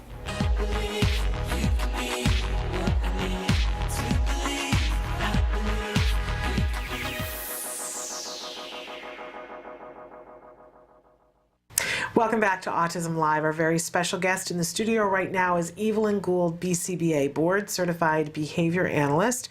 And we call this segment Making Room with Evelyn, which is such a wonderful thing. I do want to mention also that Evelyn, we talk about BCBAs, and I'm always advocating that you guys work with a BCBA and that you check to make sure that it's somebody who has experience with autism, and Evelyn does. I just want to specify that Evelyn has extensive experience working with children on the autism spectrum. And we're always thrilled to have her here with us because she not only has that experience but also gets that as parents we are part of the equation, and how we feel and what we're facing and what our trials and tribulations are a part of the equation. And I think that's a really unique perspective that you're helping for more and more people to see. You've been so instrumental and made it possible for some trainings to be happening here in a couple of weeks with some really important people. So tell us a little bit about who's coming. So we have 3 trainers coming, and the first one is Dr. Lisa Coyne from University of Suffolk, and she is one of the key ACT clinicians who works with families, and she has a lot of experience of working with families, parents and children using ACT techniques. So kids with anxiety and kids with oppositional behavior and various, so she works, I think, privately right now, and she also is at the university. She's amazing, and she has some great books. She's like my ACT idol. I love her. She's just such a wonderful person. I think actually all the ACT people that I've come across are such wonderful, giving people, and they are so generous and warm, and they're just amazing. They just have like this energy about them that's just really wonderful. And the other 2 trainers are coming. One of Thomas Sabo. He's a BCBA as well, and he has started working with parents using ACT techniques. I believe that Jonathan knows him from University of Reno, Nevada. So we're talking about Dr. Jonathan Tarbox, for those of you who are new to the show. So he has had training with Stephen Hayes, who is kind of the founder of Acceptance Commitment Therapy. And then we have Doug Long, and he is also from born of Nevada, Reno, University of Nevada, Reno, and he is a specialist ACT. ACT person, and he actually also is interested in staff training and dissemination, helping improve staff performance through ACT, and I hope I don't get that wrong. But they're all three very experienced, and I'm really excited about them coming here to train our, we kind of have a train the trainer model set up, so they're coming to help train the people who will be trainers at CARD, and then hopefully we'll be able to train everybody who can disseminate this stuff to parents, and all our parents will benefit by it being integrated into our normal parent training. So normally we do a lot of parent training in terms of behavior management. We call it behavior skills training, and helping parents generalize skills that therapists are teaching their kids, maintaining skills and helping make everything functional. So there's not really much point if a kid just does something with a therapist, we need them to be using it in their everyday life. So that's normally what we do with our parent training, but this will hopefully take that to another level, because sometimes what we notice is that parents, we can teach them what to do, and parents know what to do. They're like, I know I'm supposed to do these things, but it's very, very hard. And I have all these barriers in my way. Like when I'm in a shopping center and my kid's having a meltdown, I know I'm supposed to do X, Y, Z, but I'm dealing with other people's attitudes towards me. I'm dealing with feeling overwhelmed and like I'm a terrible parent, and why is my kid doing this right now, and why does this have to be happening to me? And I'm panicking because I'm feeling like I have to stop this right now. So it can be very, very difficult to be consistent and implement the things that we are asking of parents. That's just one example. There's many other things. So hopefully the ACT stuff, we can help parents be more effective and implement the things that we're asking them to, and hopefully also it can help the clinicians that are working with you be more aware of those types of barriers, and they'll be able to help spot them, because it's all very well, I'm not necessarily going to always spot my own things, but it's very helpful to have someone else who's observing and can be like, what's going on for you right now, what's coming, what things are showing up for you, what are you thinking, is there something going on that's creating this barrier? So I think it'll be helpful on both sides, and hopefully just breed more understanding and empathy and so on between even clinicians and other colleagues. And so I think all this stuff can help everybody get better outcomes for our kids.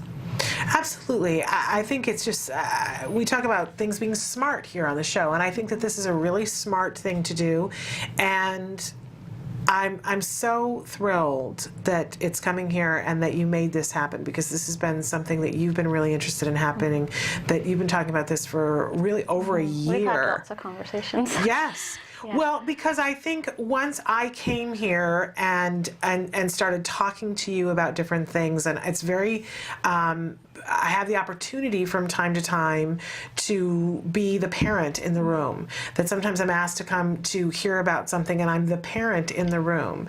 And grant you, I'm a very emotional parent, and I don't have a lot of filters. I'll tell you exactly what's going on. And that can be good, and sometimes that can be bad. But, in talking about things, there were many times that you would come to me and say, okay, can I be of use here? And you were of huge benefit to me. I have said it before, and I'll say it again. I'm a better parent for knowing you. See, that's going to make me well up, but it's true. I'm a more centered parent. I have not achieved anywhere close to where I want to achieve yet. Let's be honest about that, right? So there's a difference between acceptance and commitment, or contentment. That's the word I want. But I am a better parent because I am sometimes capable of stepping back for a second and seeing the whole picture, and then being able to show up for my kid and show up for myself. Yeah, I think that's another key important thing that's built into ACT. It's very much self-compassion is so important, and being able to be gentle with yourself, and that is, when you make room for things that are really difficult, that you're caring for yourself. Yeah, we beat ourselves up as parents a lot. You guys write me, and I hear it, and I get it. I understand it. I'm always wanting to say to you guys, no, you're doing a great job, because I know that sometimes it feels like there's so much to do, you can never do enough, and we beat ourselves up about it. But yes, you've been teaching me to be compassionate about what's possible today, And what's possible today may be different than what's possible tomorrow. But, you know, that's a huge part of what you've given me. So, and, you know, remembering that anytime, like I have to remind myself constantly that when stuff shows up that's the stuff that's not very helpful, but that is your brain doing its job and your body is doing its job, and it might get a bit like ineffective or be unhelpful, but it is ultimately, you've got to be kind to yourself and remember that it's just the way your brain is trying to deal with a situation that's just so difficult. Yeah, absolutely. So I am thrilled that this training is happening, and we're going to give you more information about it, and we'll have those 3 people that Evelyn was talking about in the studio at some point. And I understand I haven't had the opportunity to meet these people, but I've been talking to them via email with you, and I've experienced the same thing, that, you know, when we put the question and said, would you be willing to be on the show to talk, the answer that we got back was absolutely, and really it would be beneficial if we come more than once. They were very giving of their time. We're just sorting out when that will be. But they were excited to be able to give information and help and support to people. So that's always remarkable when people say, oh yes, I'm willing to give your time, and you haven't asked for enough of my time. And I'm willing to give you more of my time if you see fit, which was quite lovely. But unfortunately, we're out of time today, but I want to thank you for everything. Everything under the sun, for talking with us about these kinds of things, and for being instrumental in more parents being able to get the benefit of this, and for always helping me to be a better parent on a day-to-day basis.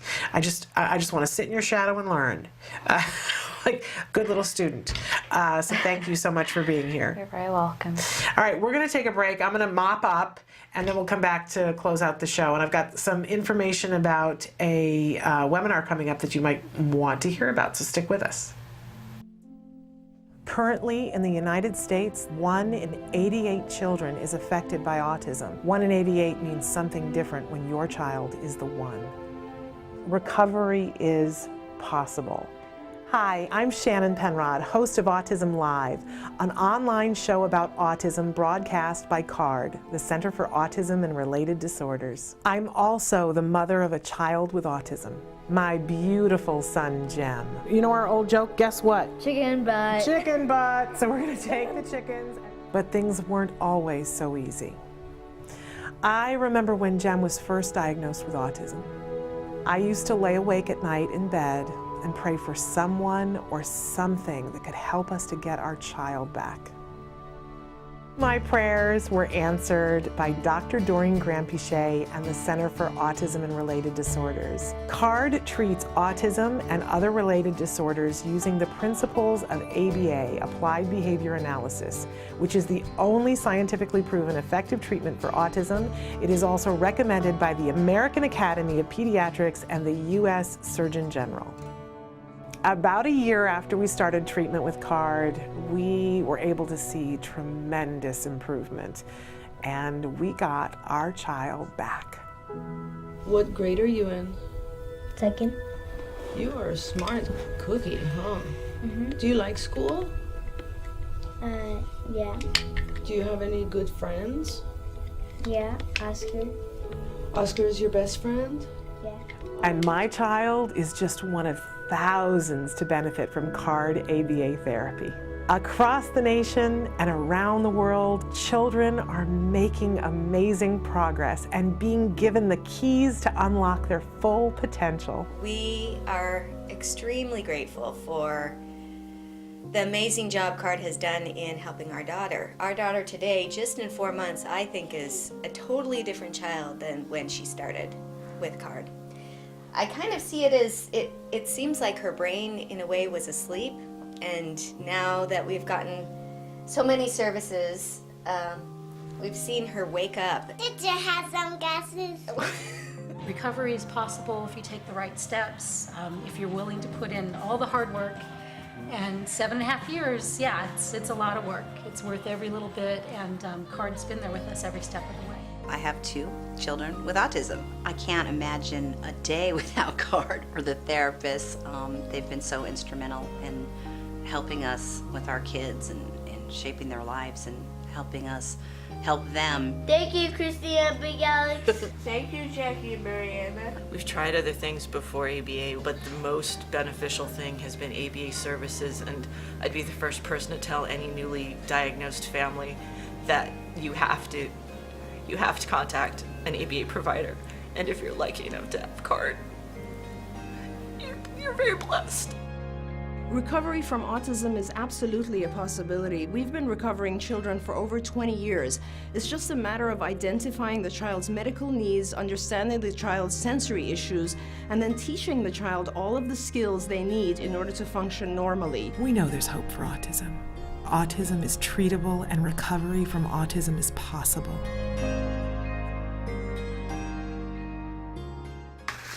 Welcome back. I have a free webinar to talk to you about. The Autism Research Institute from time to time does free webinars, and they have one that is coming up. It is tomorrow, and the time is from 1 to 2 p.m. Eastern Time. Now, that conflicts with when we're on, but I'm telling you, in case you want to know, it is a free webinar, and often you get the opportunity to watch them afterwards. But I do want to let you know, it is about Diagnosis Matters and the updates included in the DSM-5. So if you are interested, it's Dr. Compart, I don't know if they say Compart, who is going to be doing the webinar. What their little blurb about it says, while making an accurate diagnosis of autism is important, it is also critical to look for other associated conditions. We talked about that earlier today, right? Talking about dyslexia. Other associated conditions that may require specific therapies. These can include medical conditions that can cause or mimic symptoms of autism, as well as conditions such as verbal dyspraxia. That's our jargon for tomorrow, or Thursday, excuse me. Sensory processing disorder or severe feeding issues that might require very specific types of testing and or therapy. This talk will focus on clues in a child's history that indicate a need for further medical workup, or referral for specific testing or therapies. Details about different types of testing and therapies and when and why they are indicated will also be covered. Okay, so this is happening tomorrow, and it says space is limited and that you do have to register ahead of time. It is on their, I believe it's on their website. I get a little alert because I sign up for their alerts, and you can do that too. It's free. You can get their newsletter, but if you go to www.autism.org, that is where you will find the Autism Research Institute. Isn't that fabulous that it's that easy? Autism.org. And they have some other webinars that are coming up, and I'll just briefly, but again, it does conflict with us, but you can always watch a recorded version of us later, and I believe you can watch a recorded version of these as well. On February 20th, Why Food Matters in Autism with Tom Maltier. Then on February 27th, a Q&A with a nutritionist, Kelly Barnhill, will be there. March 26th, Autism and Trauma. Dr. Margaret Creedon will be there. Then March 20th, ABA in Schools with Dr. Ron Leaf. And June 19th, Experimental Risks and ASD with Dr. Pamela Lean. So there you have it. Those are some free webinars that are coming up from the Autism Research Institute, and you can find them at www.autism.org.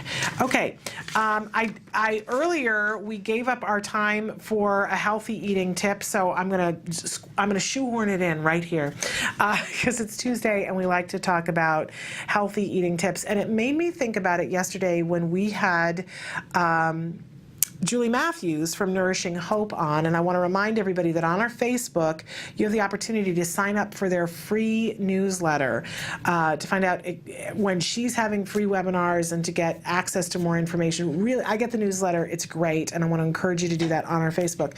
But she was talking about when our children are obsessed with one food or one group of foods, that sometimes we have to step back and take a look at that and be honest with ourselves and see if it is moved from, I mean, you can like a food. If you have something that you go, oh, my favorite food is this, whatever it is. I love eggplant parmesan, right? But I am completely capable of eating eggplant parmesan once a year if I have to, or once a month. You know, when it's in season, I probably have it more often, but I'm not eating eggplant parmesan compulsively and not to the exclusion of other things, right? So to have your child have a preference of foods, totally wonderful. It's something that you can utilize, and when you know that you're going to a party or something, and you know you want to make them a meal that they're absolutely going to eat, then you know you're going to those preferred foods. But when it's a compulsion, when your child, and I mentioned yesterday that my child at a certain point only wanted to eat potatoes, that's when we have to take a step back and say, okay, what's going on here? And you may, I know, everybody take a breath, have to pull that food out for a period of time. My son can have potatoes again now. It took a while. But looking at your child's diet and saying, is it all one color? Is it all one texture? Is it all one food or one food group? And if you are ready to make a change about that because it's to the exclusion of everything else, we really want to look at that. So a varied diet, making sure that our kids do eat the rainbow, and if there's something that's preventing that, taking a step back. Now, Emily just cycled through some of the different ways that you can get a hold of us because the show's about to end, but the conversation continues. Now, tomorrow, very exciting day tomorrow, Dr. Doreen Granpeche will be with us in the morning for Ask Dr. Doreen. It's your opportunity starting right now, and some of you have already written in, and there are a couple of questions that we got that I already know that we're going to be asking her tomorrow. But please take the time to write in. You can Facebook us, you can tweet us, you can email us. Let us know the kinds of questions that you would like for us to be asking Dr. Doreen tomorrow. The live feature will be open tomorrow. You can do it then, but sometimes those questions some of them at the end get pushed towards the next week. So if you're wanting an answer tomorrow, best thing to do is to email us, Facebook us, whatever, right now. That seems to be the best. That's how the questions get answered mostly. And then in the second hour tomorrow, Let's Talk Autism with Shannon and Nancy. Nancy Allspot Jackson will be here, and we've got a really exciting guest for you. I'm not going to reveal it. And in any case, we will be back tomorrow. Until then, please give your kiddos a hug from me. Bye-bye for now.